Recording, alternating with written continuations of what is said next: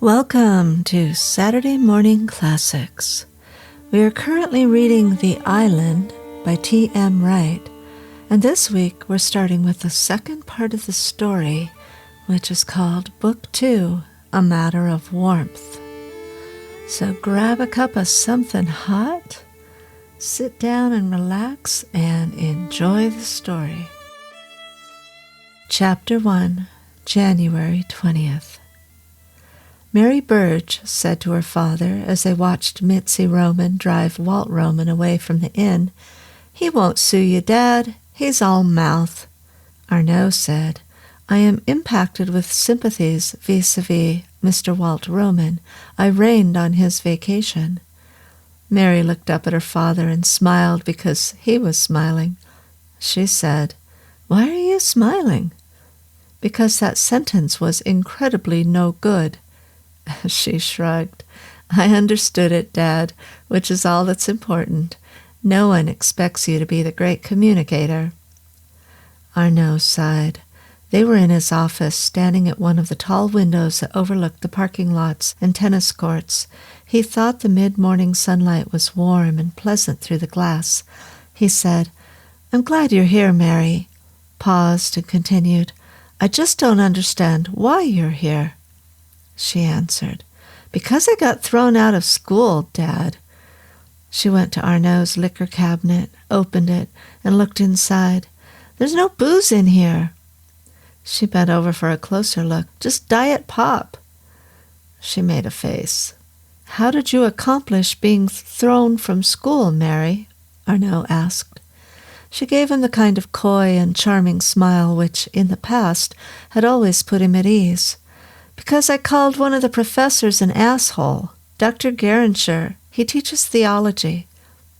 "And this Dr. Garansher is in a position of such magnificence that he could cause you a quick exit? Crap." She grinned. "Crap, Dad? Did you really say that? That's a new one." She got a diet soda from the liquor cabinet. Arnaud went to the phone, lifted the receiver. "The number, Mary?" "What number?" She twisted the cap off the bottle. There was a whoosh as the carbon dioxide escaped. Arnaud said, "Your school number. I am going to accost this asshole Garansher, professor of theology." "I desired being tossed out, Dad." "Of course you did." He paused, grinned at her. "The shorter the better," he said. "The shorter the better?" He nodded. "Sentences. The shorter, the better. The school number, please." She came over, took the receiver from him, put it back on the cradle. "Dad, thanks, but no thanks. It's just a temporary suspension. Besides, I've applied at another school, so it's no problem." He nodded. "Yes, it's a problem. I have no money to send you to another school." She had been going to Cornell on a scholarship. "No money?" she said. "Since when?" "Since it becomes of necessity that the inn reopen in snow as deep as the elephants." She chuckled. It was a pleasant and mature sound, and Arnaud found that it had more of a calming effect on him than did her pert, childish smile. He decided that they were both growing up. And he realized, not for the first time, that ever since Mary had reached puberty, she had scared him. He wasn't sure why. He was afraid to ask himself why. Now, he thought, he was dealing with her as much as if she were an adult, a young woman, as simply his daughter. "Deep as the elephants, Dad?" she said, smiling. "It's a phrase," he said. "Whose?" "Mr. Carden's. I have apocalypsed it." "You mean you appropriated it?" "Yes." She gave him a confused look. "Dad, are you really glad I'm here?" "Yes," he answered quickly. Too quickly, he realized. "Yes," he said again. "And no, I don't know. I'm befuddled. Things are happening." "What things?" No things in particular, nothing I can stab my finger in." "You're being cryptic." What is that? Is it like crypt, meaning grim? She shook her head, took a drink of the diet soda, grimaced. No, it means you're not communicating with me. He said nothing for a moment. He patted his shirt pocket, glanced about. I want a cigarette, he said. You don't smoke. I did once, in the medieval past, before there were dinosaurs. Want one of mine? He gave her a shocked look. You smoke, Mary? Yes, and I'm trying to quit. I don't like it. I don't like it at all. I know, then. Why did I start? She shrugged. Why does anyone start? She paused. What things, Dad? Arnaud shook his head, looked out the window again, let the sunlight bathe his face in warmth. People, he said. People are happening. People I don't know. In the house under the lake, the refrigerator that killed the Mosimans was still upright in the kitchen. It had changed position, however, when the house sank. Now it was near the entrance to the living room. Its door was closed, and there were foodstuffs inside, a jar of Mrs. Filbert's sandwich spread, a quart of plain yogurt, the remains of a dozen oranges in a plastic bag, 2 quarts of solidified low-fat milk, both unopened. These items were floating in the refrigerator. Over the span of years, lake water had filled it up. The kitchen table floated as well. The book of the month club shipment that Lucius Kellogg had brought to the house 11 years before lay waterlogged and unrecognizable, like a lump of pudding, near the stove next to the screen door. The brown teapot-shaped kitchen clock still hung on the wall over the stove, and still was plugged in. It read 3:45. Early evening. Muriel Fox came to Arnaud's office and asked him if she could stay at the inn for a few days. The furnace at her house was being worked on, she explained. He said, yes, of course. Then, digging into his memory, went on, and Mr. Hines? Meaning Leo Hines, the 75-year-old man with whom she had kept company for several years. Dead, she answered, and smiled wistfully. Arnaud said he was sorry. Muriel Fox nodded. So am I, for my sake, not that he would have been much good on a holiday. She was going to explain the remark, was going to tell Arnaud that Leo had liked to undress at odd times and wander into her bedroom and, in his low, gurgling whisper, beckon to her, Let's do it, Muriel. But she decided that that was Leo's business, not Arnaud's. She said instead, There's never really been anybody since Earl. She was on Arnaud's gray love seat. He was sitting behind his desk. She decided to change the subject. How are things here at the inn, Arnaud? Work, he smiled. It seems that once a day some repair grows up and knocks me on the knee. He paused. But this gets us off on byways. He sensed that Muriel had something on her mind, and he was trying to coax her into talking. Meaning? We weren't talking about the inn. Oh? What were we talking about? You're being sly, he said. Coy, she corrected. Coy? What is that? Is that like sly? In a way. Then you're being coy now? No, now I'm being sly. She paused, glanced away, glanced back.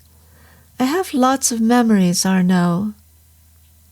Good and bad. It's all I have, really. All any of us have. She gave him a flat, expressionless smile. We've known each other for quite some time, haven't we? Yes, he nodded. 10 years, more, maybe. And I've been coming here and enjoying this place that long, longer, really, and you and I have never really talked, have we? We are now. You seem so open and accessible, and yet you really aren't. It's nothing personal, Arnaud, she hurried on, thought a moment, and continued. I want people to talk to me, Arnaud said. I like it when they do. Just now, for instance. Yes, I came here to talk. I need to talk to someone. But being here with you, I realize that I can't talk to you, Arnaud. I'm sorry. When I talk to you, when I get past the mundane with you, I get the clear idea that you're somewhere else. A pause.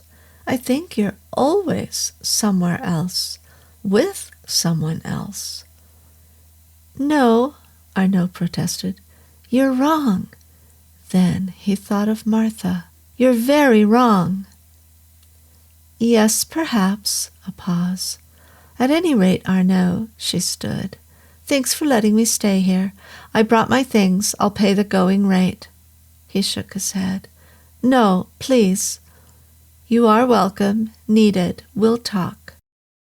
Chapter 2. Evening. Jean Ward answered the knock at her door and found Mary Burge there, smiling. Mary stuck her hand out. Hi, she said. I'm Arnaud's daughter. Can we talk? Jean shook Mary's hand, forced herself to smile back. She did not like the disturbance, had been resting. Arnaud's daughter? She said, trying to sound friendly and realizing she sounded false. How nice. Mary's smile faded a bit. She gestured to indicate the room. May I? Yes, Jean answered at once. Please come in. Mary went into the room, glanced about, nodded at a wooden chair near a white knee-hole desk close by. Can I sit there? Certainly, Jean answered. Mary sat in the chair, crossed her legs, put an elbow on her knee, and clasped her hands. She was dressed in blue jeans, a white blouse, and white sneakers. It's cold in here, she said, and did a mock shiver. Jean sat on the edge of the bed. She nodded. Yes, I've been meaning to speak to your father. Do you like him? Mary cut in. Jean smiled thinly. Are you his dating service? Mary smiled back. I'm sorry, that was forward, but I'm forward. I get it from my mother. Your mother? Sure, you certainly can't say my father's very forward, or he to be here instead of me. Jean's thin smile flattened. What exactly did you want to talk about, please? Mary lowered her head as if in apology. That was a little too forward, wasn't it? I'm sorry. It's just that there's so little time in life, you know, so why fart around playing games? Do you follow me? Jean nodded. You came here to be philosophical? I'm disturbing you, aren't I? Jean smiled. No, dear, forgive me. I was resting. I've been tired. Perhaps your father told you that my brother, well, he died here recently. Yes, he told me. I'm sorry. Jean nodded dully. So that's been wearing me out. It's very wearing to lose someone so quickly. Yes, Mary said. My mother went the same way. She paused, then continued, her tone brighter. Dad says you're going to be staying with us a while. I am, yes. There are problems, so I have to stay. Oh? Yes. What sort of problems? Jean sighed. Complications. You don't want to talk about it, do you? Jean shook her head. No, and it's personal. It has to do with Dave, my brother. I want to take him, I want to take his body home. She gave a deep and weary sigh. I want to take him home, and they won't release his body to me until the autopsy is completed. She paused, then hurried on, as if her mind were racing. The authorities are trying to claim it. Well, they're trying to claim it could have been suicide. It wasn't, of course, and so there has to be an autopsy, they say, and it's scheduled for tomorrow, the next day. They're not sure. Who is? Who's sure of anything? She looked away, closed her eyes. Who? She whispered. Mary said, standing, I am disturbing you. Forgive me, I'll go. Jean looked at her as if surprised. No, please, sit down. You're here. There's no need for you to go. Mary sat down. There were a few moments of uneasy silence. Then Mary said, "It's that lake. It takes a lot of people." "Yes," Jean said, without inflection. "Yes," Mary said. She ran her hand nervously through her long hair. As she spoke, she looked away. "It took my mother." She glanced at Jean again, then looked away once more. "She went out in a boat one morning and fell overboard, and that was it. No more Mom.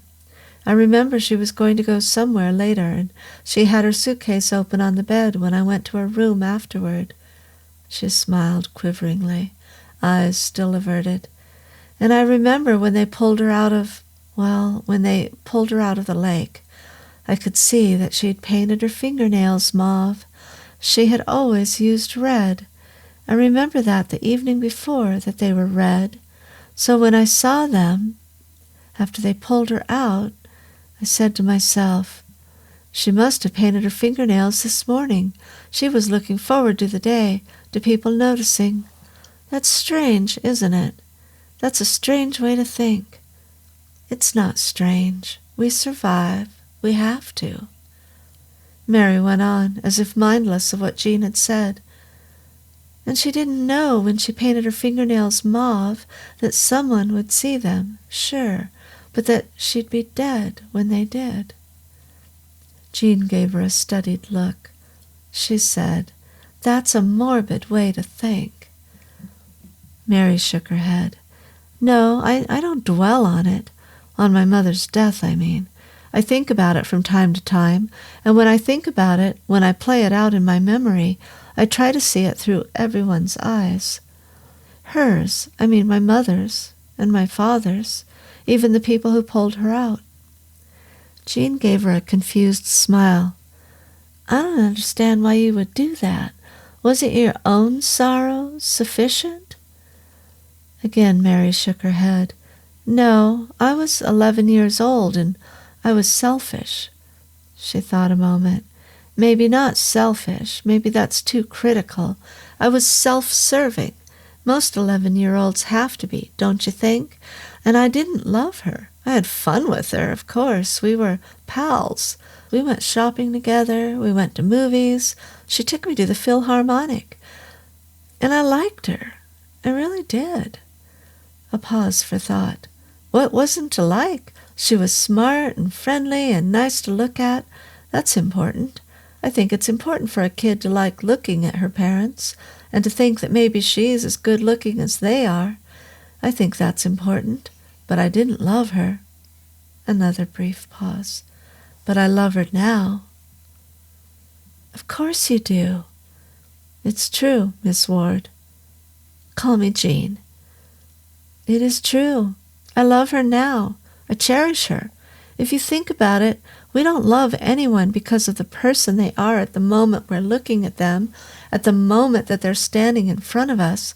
How can we love someone because they're sleeping or watching TV or eating a hamburger?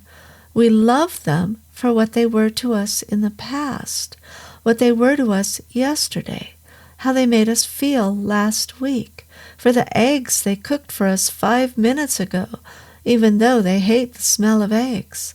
It's all in the head, Jean. It's all in the memory. That's where we get love from." Jean said, "That's quite a speech." "It is, isn't it? But it's not original. It's one my father gave me a couple years ago. I told him that I loved my mother at last, after she'd been dead for so long, and I thought it was strange. So he gave me that speech, except it sounded different coming from him." Jean smiled. "I'm sure it did." Mary shook her head again. A look of annoyance creased her mouth.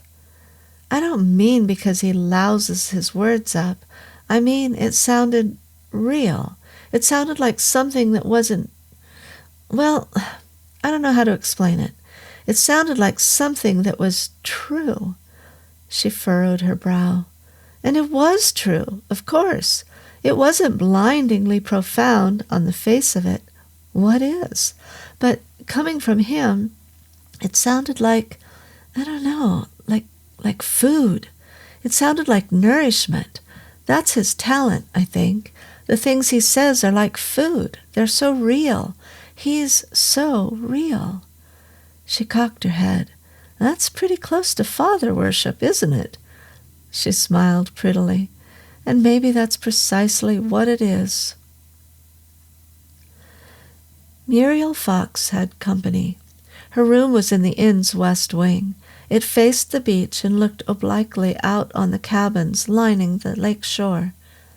She had unpacked, had been on her way to dinner, on her way out the door with her head down, had been humming a tune from The Sound of Music when she smelled anesthetic.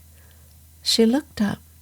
The face looking down at her was very old, the skin heavy with lines and liver spots, the eyes soft blue, gentle, imploring. Muriel saw need and desperation in them, so, without a word, she pushed her door open.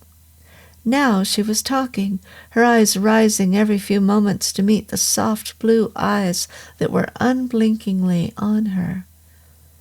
I am an Adirondacks person, she said, an ice child. It was the continuation of a monologue she had begun minutes before.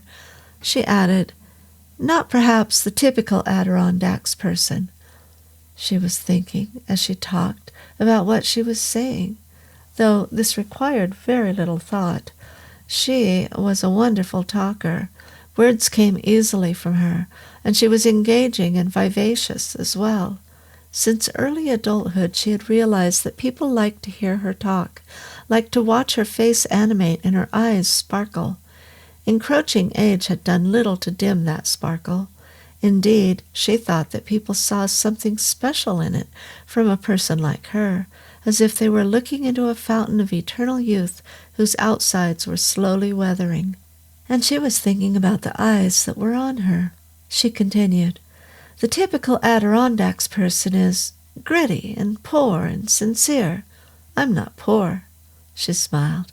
I'm well-to-do, in fact. She thought they were the eyes of a man possessed. Have you ever examined that phrase? It doesn't make any sense, does it? It doesn't need to. Possessed by himself and his memories, by his needs and desperation, this made her uncomfortable. This made her want to touch him, made her want to hold him, his humanity, his mortality. He was temporary. He was proof of his own temporariness. He was coming apart before her eyes. If she looked very closely, she'd be able to see his skin fold up and the color leave it. And yet there were the eyes, soft blue, the color of pond water, eyes without sparkle, eyes that had life in them nonetheless, like eyes in a photograph. She continued talking, did not hear herself directly, did not feel the words echoing in her throat and then forming on her tongue, and did not feel her lips move in the final revision of speech. Someone else was saying what she was hearing. It had been so before, she thought, standing back and looking at it. It was a good way to communicate, to talk, to let the words come out, and to think at the same time about things that were really important. It was a wild talent, really, but this was different somehow. And there were those eyes, the soft blue eyes of a man possessed and coming apart. She said, I was married once, and I've had many lovers. I'm an expert at loving. And you? There are things we do not understand. That voice, his voice, she decided, matched nothing about him. Didn't match his eyes, not his age, not his purpose here. It was a voice that matched nothing at all, a voice that could have been 1,000 voices wedded into one, the voice of air. Well, I appreciate that, she said. She was becoming uncomfortable suddenly. She was becoming warm and cold and confused and very, very tired. Suddenly she wanted to talk about dreams. She said, I dream every night. I have good dreams and bad dreams. A stitch in time saves 9, she smiled. A stitch in time saves 9, he said. A stitch in time saves 9, she said. A stitch in time saves chickens before they hatch. And so she was becoming uncomfortable, but it was okay because this man understood her, knew her, was inside her. It had happened before. It had happened often. I'm an Adirondacks person, not the typical Adirondacks person. The typical Adirondacks person is poor and sincere. I am not sincere. Most men live lives of quiet desperation. I'm sorry? The soft blue eyes, eyes the color of pond water, eyes that did not sparkle but which had life in them, the eyes of a photograph, the eyes of time past, the eyes of memory, eyes that could tell only truth. I'm sorry? Muriel said. Most men live lives of quiet desperation. Don't count your chickens. Count your chickens. A stitch in time saves 9. Help me. Help me. The eyes turned briefly from her, towards the lake, then back to her. I'm sorry? Blue eyes. I'm sorry? Blue eyes searching out her insides, knowing her, being her. I am cold. Well, it's a cold day, not as cold as we've yet to see, of course. I am cold. Here, hold my hand. I am cold. Help me. But they were not eyes. They were meat, something from the earth, pond water sloshing about inside her, washing her up. Here, hold my hand. Hold my hand. Hold my hand. I am cold. When I see birches bending to the left and right, I know some boy's been swinging them. A stitch in time saves 9. Boys have been swinging them. Here, hold my hand. I am cold. I am cold. January 21st, morning. Mary Burge said to her father, across the breakfast table in the inn's second-floor dining room, all but empty because some of his guests had gone, "You like her, don't you, Dad?" "Who?" he said, and took a spoonful of Rice Krispies. "Like who?" "Mrs. Ward." "It's not Mrs. But you like her, right?" He nodded. "Yes." "She's very pretty." He shrugged. "Pretty is okay." "Meaning what? That you're beyond being attracted to an attractive woman? I don't think I believe that, Dad." She nodded at his plate of toast. "Are you going to eat that?" "Yes, but you can have some." She reached across the table, took a slice of toast, set it on the napkin beside her bowl of cornflakes, pursed her lips. "I didn't get any milk for my cornflakes, or sugar either." Arnaud said, "Sugar rots you up." Mary grinned.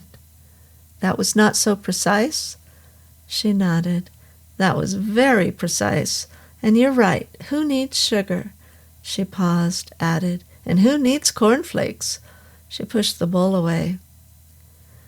"No," Arnaud said, "I am not beyond being attracted to an attractive woman whatsoever." He didn't like having such conversations with his daughter. Dealing with her as an adult was one thing, but discussing his love life with her, or she discussing her love life with him, which she had done since she was 15, made him uncomfortable. Some things were private between father and daughter, after all. Chapter 3, January 21st, evening. Susan Glenn looked at the baby asleep in the bassinet, little puckered bow mouth sucking at the air. "Honey, she looks disturbed. She's probably having dreams." She cocked her head, said, "Jeff?"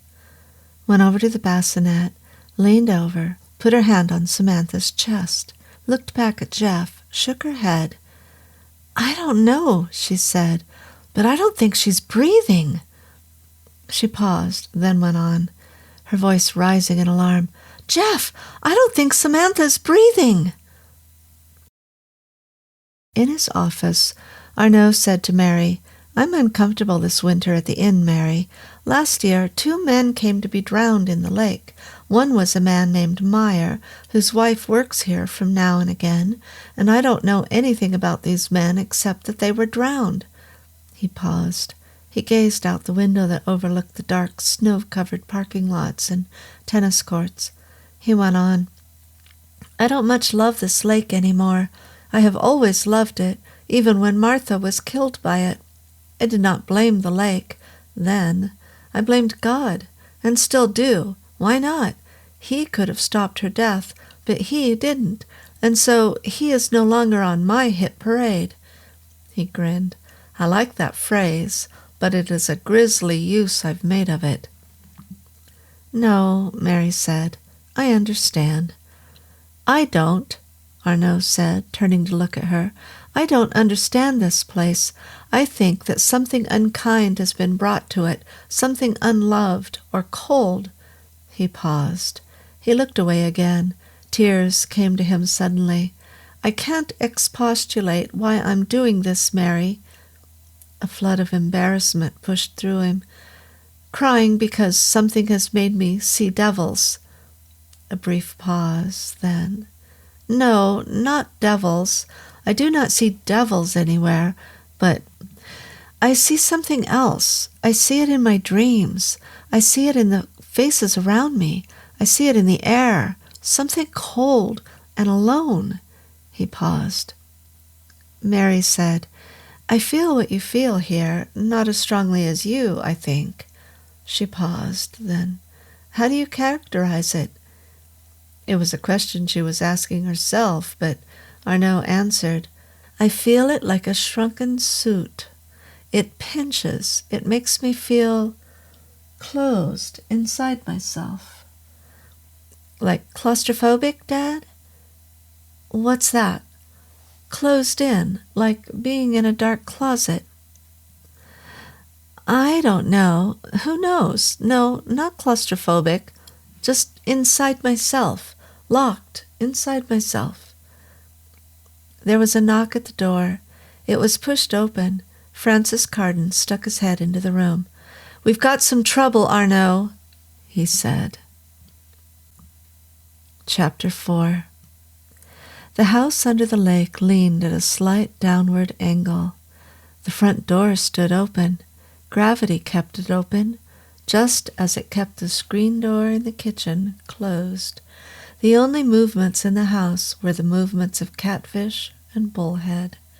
Cold existed in the house, but it was cold far deeper and far more chilling than the cold of the lake in winter.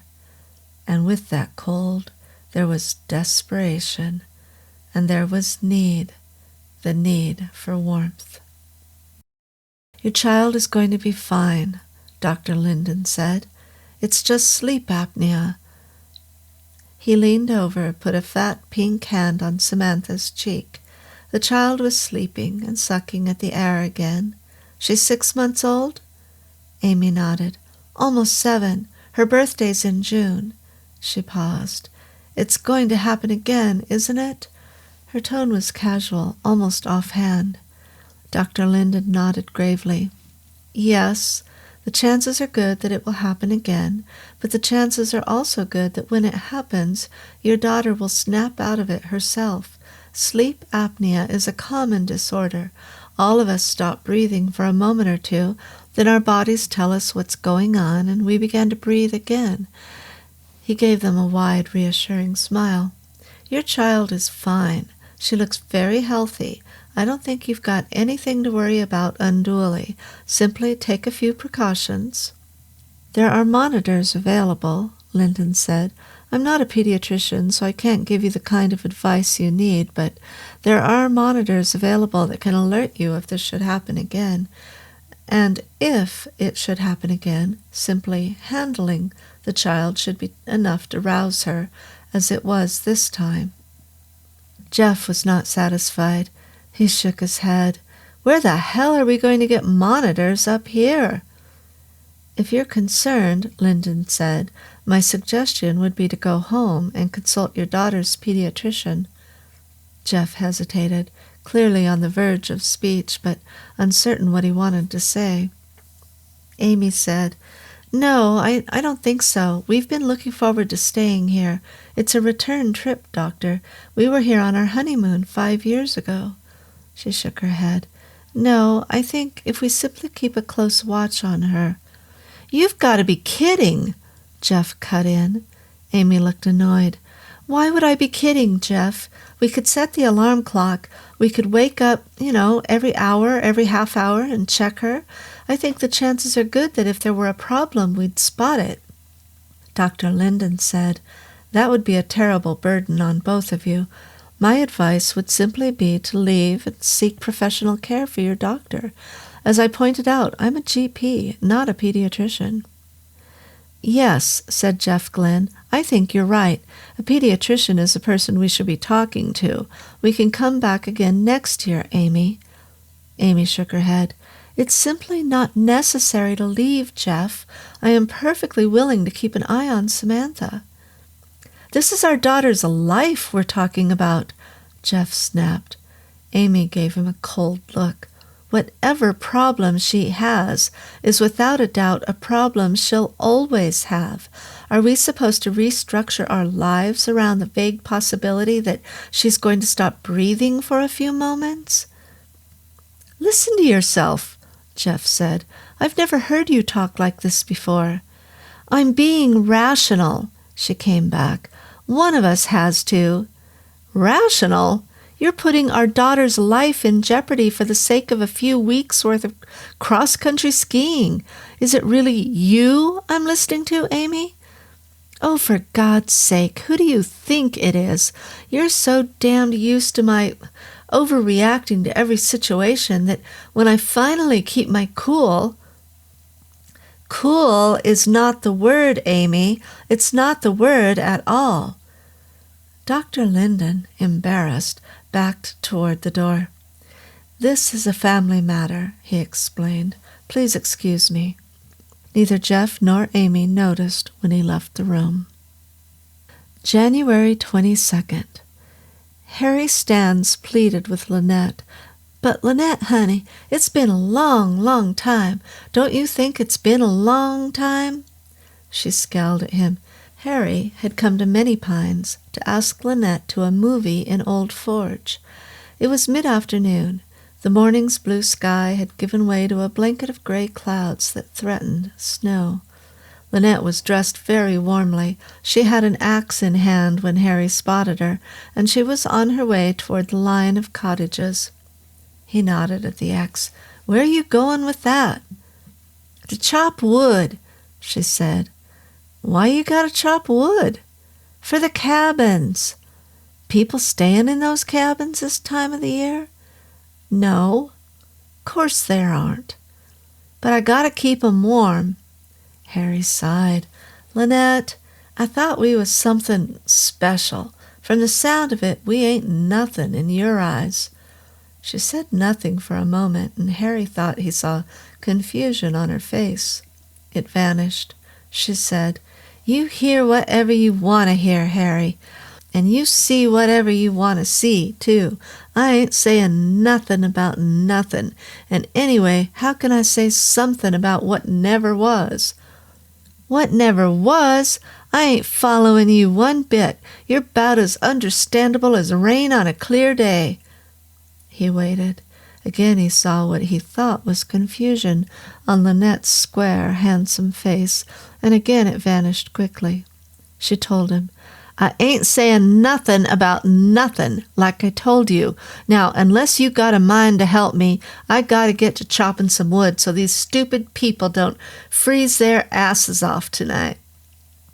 She turned away from him, walked a few feet, looked back silently. Lynette? Harry said. She said nothing. Once more, Harry saw confusion about her, and something else, too. Fear. She turned and started down the line of cottages. Harry called after her, "I'm coming back later. We're going to thrash this out, you and me." She did not look back, and he watched as she disappeared around the corner of the far cabin on her way to the path that led up the high hill there, the axe swinging slightly, its head down in time with her quick walk. Chapter 5, January 23rd. Muriel Fox thought she had been sleeping.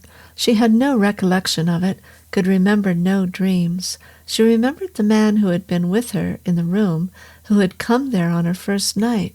She remembered his eyes, soft blue and lifeless, and his skin, translucent as paper. She remembered that he sat on the bed with her. But now it was morning, and there was no man in the room with her, only the smell of anesthetic. She stood. She was hungry, and she was cold. She glanced at herself in a mirror over the bed. It showed her reflection from the waist up. She was wearing a black silk blouse and a light green scarf tied at the neck, with the long end hanging over the right side of her chest. She thought that she looked good. She wondered once more why she had let a man into her room, and why she couldn't remember his name. She decided he had not told her his name, decided that he had merely looked at her and had sat with her, and she had felt comfortable and cold. She studied her face in the mirror. She whispered, "I am Muriel Fox." And as she spoke, she watched her lips move. She concentrated on them, became interested in them, in their movements. "I am Muriel Fox." And then her eyes caught her. They were soft blue, like his, she thought. They were like his. They were his. But what were the reflections of eyes? They were like photographs of eyes. They were no one's eyes. They were everyone's eyes. They were what they were. Eyes collected the light, if there was any. If there was any. There was none here. She turned from her reflection and went to a window. The curtains were drawn. She held them open with her hand and looked out. She saw her image in the window, cast there by the morning sunlight on her. She saw herself and was warm. "I am Muriel Fox," she said.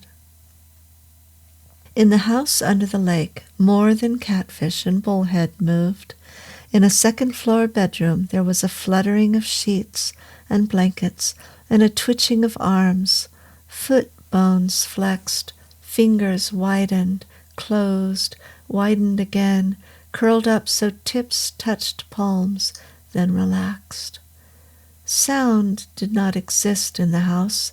The walls would not conduct it, nor would the water that filled the house up. Sound reached from above and was stilled close to the roof of the house.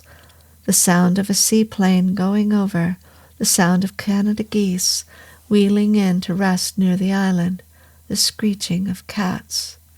Sound existed for others, and so did light. Memory existed in the house under the lake.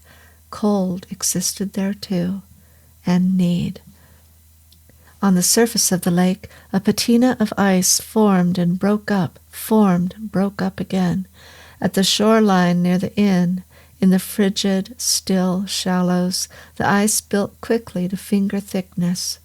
And in the house under the lake, a figure made its way through the cold darkness to the top of the stairs and went down, feet touching each step in turn, its rhythm the rhythm of water, of cold, of memory.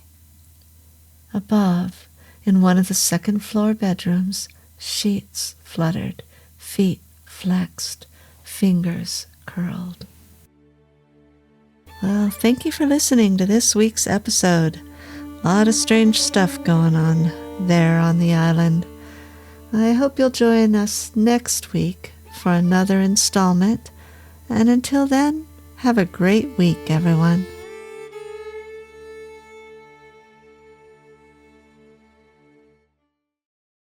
As a beekeeper, I know bees are generally friendly little critters until they're not.